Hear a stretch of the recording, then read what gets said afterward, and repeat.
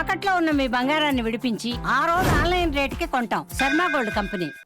Inland waterways, yes, inland waterways గురించి చాలా సీరియస్గా బహుశా ఈ దేశంలో ఏ రాష్ట్రం కూడా మీరు గంగా రిజర్వేషన్ తర్వాత ప్యూరిఫికేషన్ తర్వాత సీరియస్గా ఈ మధ్యకాలంలో ఒక నగరంలో ఉన్నటువంటి ఒక 56 కిలోమీటర్లు పైబడి అనుకుంటా బహుశా, if I'm right, subject to correction, అంత పెద్ద మూసి రిజర్వేషన్ అని చెప్పి దాంట్లో ఇన్లాండ్ వాటర్ కార్యక్రమాల్ని అనేక రకాలైన వాటర్వేస్ని స్పోర్ట్స్ని చేసే కార్యక్రమాన్ని మనం పెద్ద ఎత్తున ప్లాన్ చేస్తూ పదే పదే కేంద్ర మంత్రులను కలుస్తూ గౌరవ ప్రధానమంత్రి గారిని కూడా కలుస్తూ మనం ఒక గ్లోబల్ సమ్మిట్లో ఒక ప్రత్యేకమైన డాక్యుమెంట్ కూడా రిలీజ్ చేసి దాన్ని ముందుకు తీసుకొని పోతున్న తరుణంలో డెఫినెట్లీ మేము ఆశించాం తప్పనిసరిగా కేంద్ర ప్రభుత్వం ఇన్లాండ్ వాటర్వేస్ తీసుకునే క్రమంలో హైదరాబాద్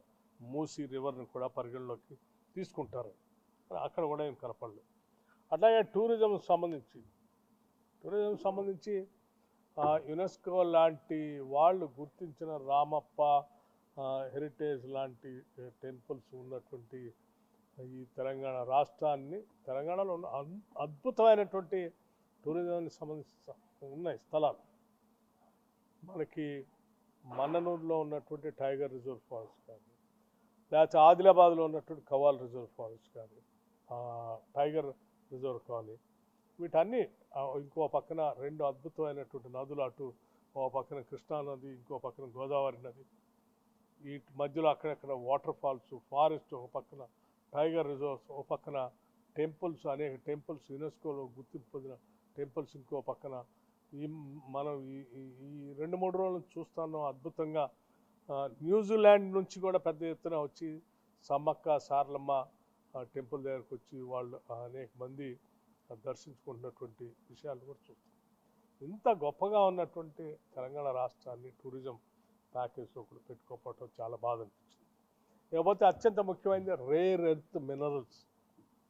ఇవాళ రేర్ ఎర్త్ మినరల్స్ గురించి ప్రపంచంలోనే ఒక పెద్ద సమస్యగా మారినటువంటి పరిస్థితుల్లో భారతదేశం మొత్తం కూడా రేర్ ఎర్త్ మినరల్స్ మీద దృష్టి సారించి అందుబాటులో అవకాశం ఉన్న ప్రతి దగ్గర కూడా సీరియస్గా ముందుకెళ్ళాలి. Not only in the country, out side the country also. ప్రపంచంలో ఎక్కడ అందుబాటులో ఉంటే అక్కడికి అన్ని ప్రభుత్వ రంగ సంస్థలు వెళ్ళి ఆ రేర్ ఎర్త్ మినరల్స్లో సాధ్యమైనంత వరకు తీసుకొచ్చి భారతదేశ భవిష్యత్ టెక్నాలజీస్ మిషన్కి సంబంధించి లేకపోతే మిగతా వాటికి అవసరం వాడాలని చెప్పి ప్రయత్నం చేస్తున్న తరుణంలో మన రాష్ట్రంలోనే ఈ రేర్ ఎర్త్ మినరల్స్ సంబంధించి మన సత్తుపల్లి, అట్లాగే రామగుండం లాంటి సింగరేణి ప్రాంతంలో తవ్విన ఆ మట్టిలో నుంచి మనం ఈ రేర్ ఎర్త్ మినరల్స్ సంబంధించి కొంత ఒక ప్రాసెస్ నడుస్తూ ఉంది. ఈ ప్రాసెస్ సంబంధించి భారత ప్రభుత్వానికి కూడా తెలుసు. ఉదాహరణకి స్కాండియం అండ్ స్ట్రోటనియం సత్తుపల్లి, ఇవన్నీ సింగరేణి రామగుండం దాంట్లో డిపాజిట్స్ ఆఫ్ లిథియం లాంటివి కూడా ఉన్నాయి. There all rare earth minerals. వీటి మీద పెద్ద ఎత్తున మనకి ఆడ ఎక్స్పెరిమెంట్స్ జరుగుతూ ఉన్నాయి. ఇటువంటి పరిస్థితులు ఉన్నప్పుడు రేర్ ఎర్త్ మినరల్స్ సంబంధించి తెలంగాణ పైన కూడా దృష్టి సారించి ఉండుంటే బాగుంటుందని నేను చాలా ప్రగాఢంగా నమ్మాను. అలాగే మీరు ఇంకా కొన్ని లైక్ సెమీ కండక్టర్స్ సంబంధించి మీరు తెలంగాణ ప్రభుత్వం, భారత ప్రభుత్వాన్ని గౌరవ ముఖ్యమంత్రి గారు, గౌరవ ఇండస్ట్రీస్ మంత్రి గారు, ఇతర మంత్రులు అందరూ కలిసి ప్రధానమంత్రి గారికి మా దగ్గర ఎకో సిస్టమ్ చాలా పూర్తి స్థాయిలో ఎస్టాబ్లిష్ అయి ఉంది, ఈ సెమీ కండక్టర్ సంబంధించి మాకు కూడా ఒక శాంక్షన్ ఇవ్వాలని చెప్పి వారిని కోరటం, పరిశీలన చేస్తామని చెప్పారు తప్ప కనీసం ఈ బడ్జెట్లోనే ప్రకటిస్తారంటే ఇందులో కూడా ప్రకటించలేదు. వేరు రాష్ట్రాలు ప్రకటించారు కానీ తెలంగాణకు మాత్రం మొండి చేసి చూపించారు. ఇది ఒక ఇబ్బందికరమైనటువంటి అంశంగా నేను చూస్తూ ఉన్నాను. తప్పనిసరిగా తెలంగాణ ప్రజానీకం దీన్ని గమనిస్తున్నారన్నటువంటి విషయం కూడా చెప్తా ఉన్నాం. అట్లాగే వెల్ఫేర్కి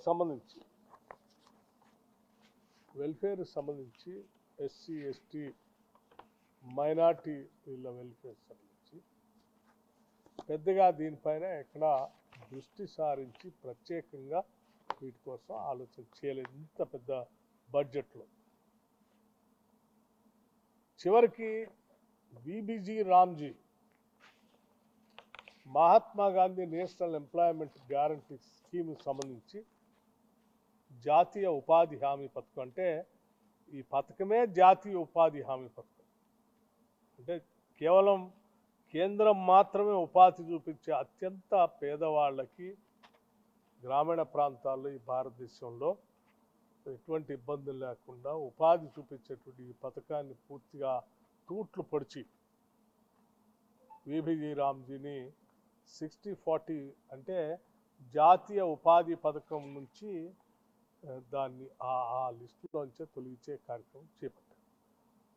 దీని ద్వారా చాలా పెద్ద ఎత్తున ఈ రాష్ట్రంలో ఉన్నటువంటి పేదలకి, ముఖ్యంగా గ్రామీణ ప్రాంతాల్లో ఉన్నటువంటి పేదలకు పెద్ద ఎత్తున నష్టం జరుగుతుందని ఈ సందర్భంగా తెలియజేస్తూ, ఇంకా కొన్ని అంశాల్లో తెలంగాణకి తీవ్రమైనటువంటి అన్యాయం అయితే జరిగింది. ఈ అన్యాయాన్ని తెలంగాణ ప్రజలంతా గమనిస్తూ ఉన్నారు. తెలంగాణ రాష్ట్రమేమేదో ప్రపంచంతో పోటీ పడటం కోసం ప్రయత్నం చేస్తూ ఉంది. తెలంగాణ రాష్ట్రమేమో 2047 $3 trillion ఎకానమీ మీరు ప్రకటించినటువంటి వికసిత్ భారత్లో మీరు ప్రకటించిన 2047 పెట్టుకున్నటువంటి గోల్కి కాంట్రిబ్యూట్ చేయడానికి తెలంగాణ రాష్ట్రం కూడా సీరియస్గా 2047 గోల్ పెట్టుకొని ముందుకు పోతూ ఉంటే, ఆ గోల్ రీచ్ కావటానికి తెలంగాణలో ఉన్నటువంటి స్ట్రెంగ్త్స్, అంటే ఇక్కడ ఉన్నటువంటి బలమైన పునాదులకి మీరు ప్రోత్సాహాన్ని అందించి ముందు తీసుకొని పోవాల్సింది పోయి ఈరోజు పూర్తిగా తెలంగాణ రాష్ట్రాన్ని నెగ్లెక్ట్ చేశారు. ఇది చాలా బాధాకరమని నేను ఈ సందర్భంగా మనవి చేస్తా ఉన్నాను.